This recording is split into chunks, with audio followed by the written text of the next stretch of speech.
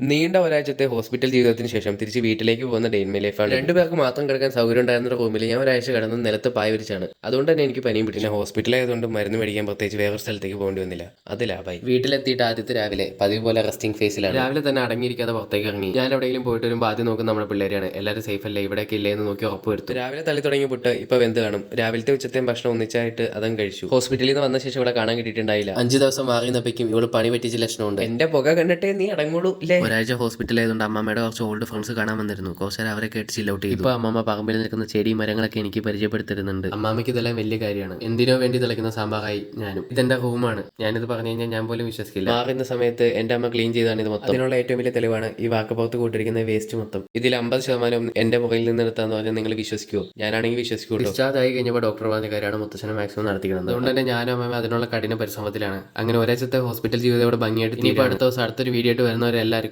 Okay bye.